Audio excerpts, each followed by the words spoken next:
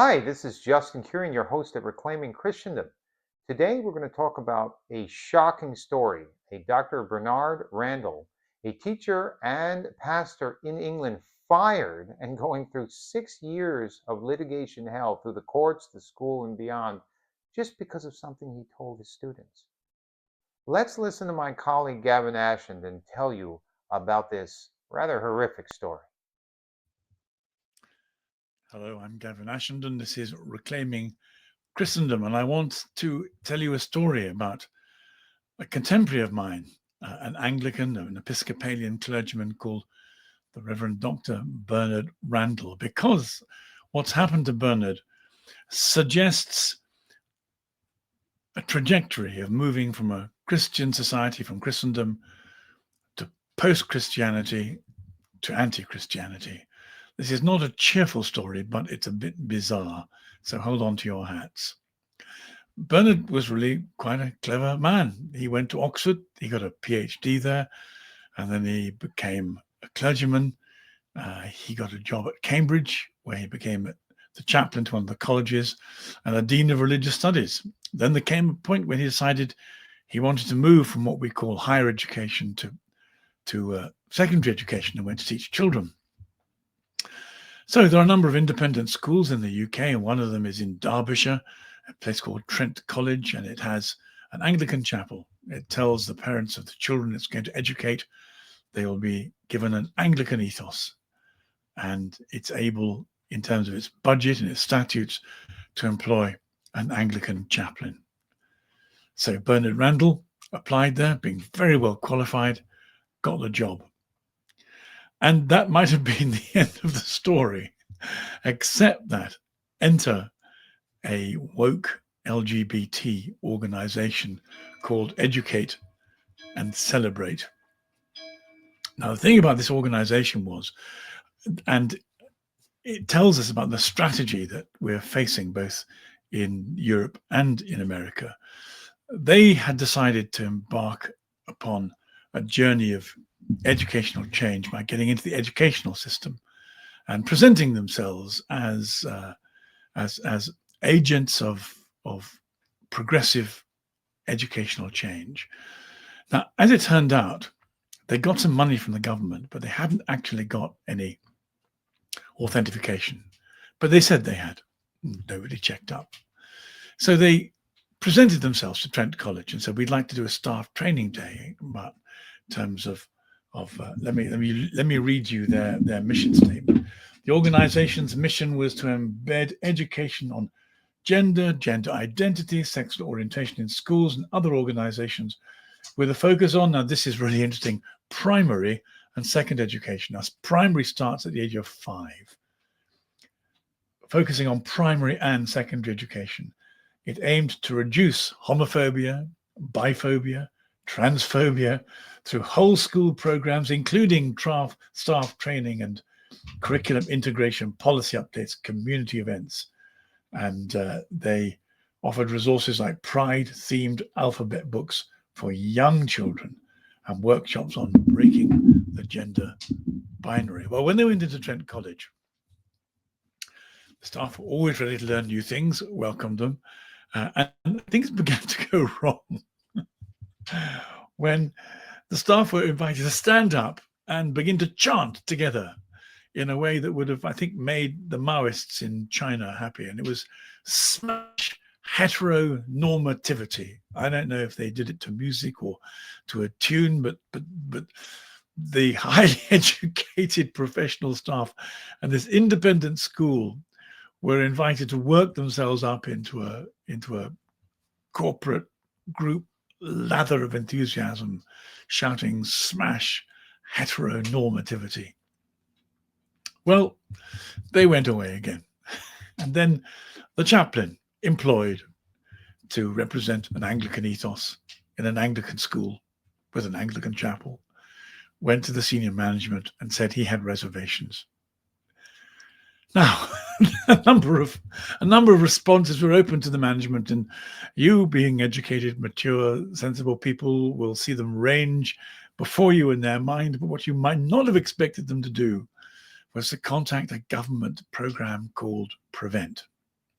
Now, Prevent was set up to examine or to flush out or to observe or to make some kind of attempt to deal with radicalized Muslims who, in the privacy of their rooms, were downloading the materials to make bombs and blow up their neighbors.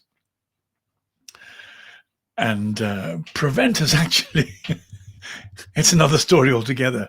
It's morphed into an agency that sets out every time it warns the government about Islamic terrorism. It makes sure that it gives them 2 warnings for indigenous right-wing white supremacy terrorism, which doesn't figure a great deal in the list of things we're very frightened of here. But Prevent makes sure that it deals in an even-handed and fair way with these 2 warnings.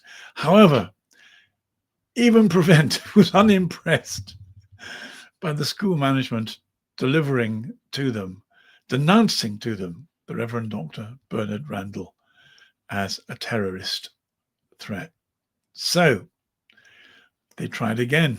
They went to the local authority. This is local government, and they had a safeguarding official, and they said, "We have a terrorist on our hands. We've employed him as a chaplain."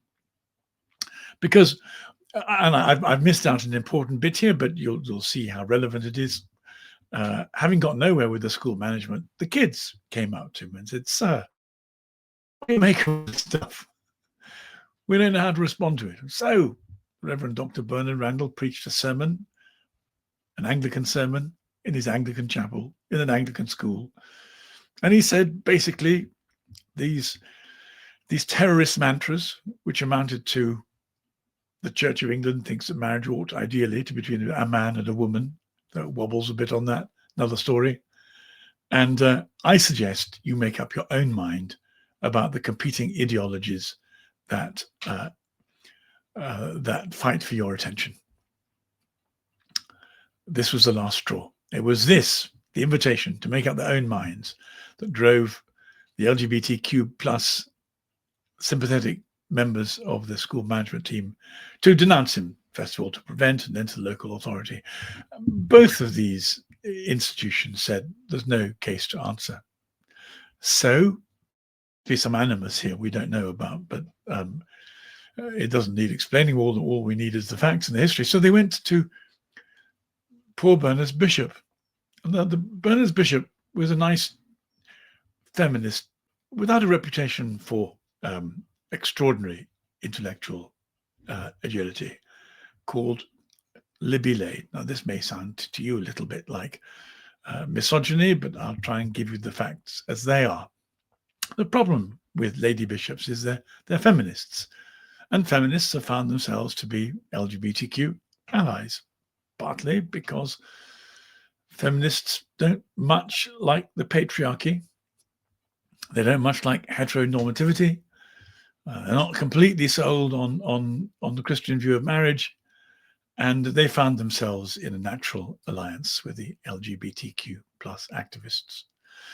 And being an Anglican bishop doesn't make you, it seems, more of a Christian if you're a feminist. Feminism comes first. So the Right Reverend Libby Lane passed it on to her safeguarding team in the diocese.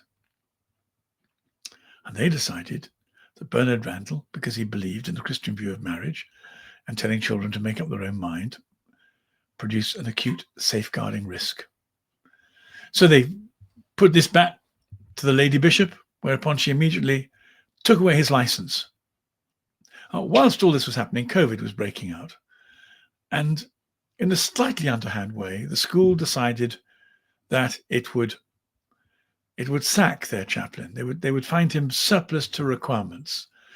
Lots of schools, lots of institutions kept people on during COVID, but Trent College decided this was the moment to let the chaplain go. So they let him go. So now he's without a job. He's without his driving license, so to speak, in the Church of England, and without a license. You can't do anything. So he has nothing at all. At which point he decides to go to an employment tribunal, which was open to him, and claim he'd been unjustly sacked, unjustly made redundant. So far he's been betrayed by his school, his employers. He's been betrayed by his diocese. He's been betrayed by his woman bishop. And now he tries the British courts. And when he gets to the British courts, he finds that he brings his case before a judge, Judge Wilson, and she's helped by a lay assessor, who it turns out is a trade union activist. Now, the story gets a bit more convoluted here, but let me just give you the very pared down version. It turns out, so they hear Bernard Randall's case, and they find against him on every single count, and they throw it out.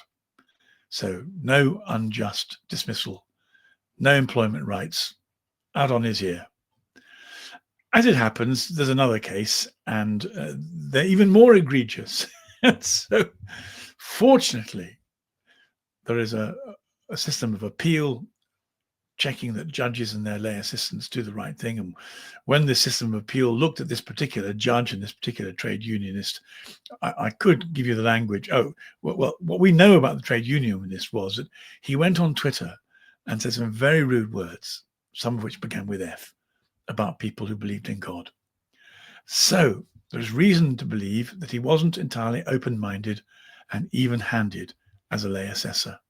And since his views coincided exactly with the judges, maybe she wasn't either. So this investigative appeal process found that both the judge and the trade union lay assistant had disgraced themselves and were prejudiced and recused themselves. One of the things that Bernard Randall did after that was to ask the Archbishop of Canterbury himself, right to the top, to intervene. And he said there's an arcane route to get the Archbishop involved if the bishop is guilty of misconduct.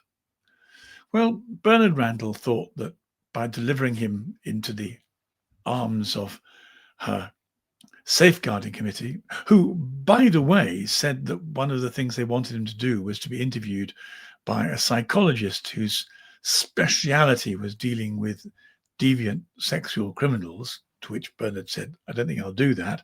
It would be a tacit admission. I need examining. All I've done is preach a sermon saying, I believe in Christian marriage. I believe in Christian anthropology. I believe in children making up their own minds. This does not make me capable of being interviewed by a psychologist whose speciality is for people with serious criminal sexual tendencies. You can be sympathetic for Bernard. We would have done the same. So when the bishop took back to safeguarding committee, Bernard went to the Archbishop and said, would you please find her guilty of misconduct? This was not good conduct. Maybe it qualifies as poor conduct. So the Archbishop, Justin Welby, looked at the actions of Libby Lane, the Bishop of Derby, and he said, looks good to me. Absolutely fine. Nothing wrong here. No misconduct. Of course, a clergyman who stands up and says he believes in the Bible and Christian teaching on marriage and that children should make up their own mind, of course, he's a safeguarding danger to the world and to the church. No problem at all. Move along a little bit. Nothing to see here. Well, once again, fortunately, there was an appeal procedure, and a senior legal officer at the heart of the Church of England was invited to review the process. And he looked at what Welby had done and he said, I don't think the Archbishop understands the limits of his powers. And at some point in the judgment, he used the word egregious. Now, if an Anglican lawyer uses the word egregious, you're in real trouble. It's a nuclear word. As it happened, not long after that, the Archbishop showed the extent of his own competence with safeguarding, which turned out to be zero, and had to resign for having done nothing to blow the whistle on people he knew were guilty of child molestation, perhaps because they were his own tribe in the church. We don't know that. Of course, we can only guess. But his position was found to be so appallingly weak, he had to go. Libby Lane is still in post. And today, Bernard Randall has gone back to the courts with the encouragement of an appeal process that discovered that the two people who heard his case in the first place were profoundly anti-Christian and didn't give him a fair hearing. And so the facts, as you've heard them, with a little bit more detail and a bit of documentation, will be laid before them in order to see whether or not a school unjustly made redundant a chaplain who stood up in the chapel, having expressed reservations about a group who came in to teach teachers to shout, smash heteronormativity, and whether or not a chaplain who did that should have been sacked. I should say as a postscript that 3 of the patrons of Educate and Celebrate turned out to have really rather explicit paedophile links in their public their public profiles, and so the charity commissioners closed the organization down. But this hasn't had any effect on either the school or the diocese or the Lady Bishop of Derby or the Archbishop of Canterbury, who's now resigned anyway, or the judge and her lay assessor. Let's hope that when Bernard Randall brings his case to the Unemployment Tribunal, he gets a fair hearing today. It's been a very long road. He's showed an enormous amount of courage and more resilience than I think I could have managed. But he stands, I think, for us all. This is the state of the change from a Christian culture through to what we thought we had, which was a post-Christian culture, into the arms of what it seems we've arrived at, which is an anti-Christian culture. As it happens, Christians thrive when they're persecuted. I don't welcome it. I have no idea how I would have coped if I'd been through what poor Bernard Randall has. And I wish him very well and offer my prayers for him. But we're in a very serious fight in the West. And we mustn't underestimate the antipathy of the people who don't like how the good God has revealed himself to us and how he invites us to see the human task and the categories of human sexuality and flourishing. We need to get back on our knees, find some courage, and develop more solidarity with one another, and especially with the Reverend Dr. Bernard Randall. God bless and help him. So as you see, quite a shocking story. You see, England has gone from Christian England to a post-Christian England, which we kind of thought we were there now, to what it really is, which is an anti-Christian England, where you're persecuted by the government and other people for your beliefs. Hard to believe, but this is reality. We would love to hear your comments on this, as we value your opinions. And please don't forget to like and subscribe. We have some great videos coming up that we want to make sure you see. Thank you, and God bless.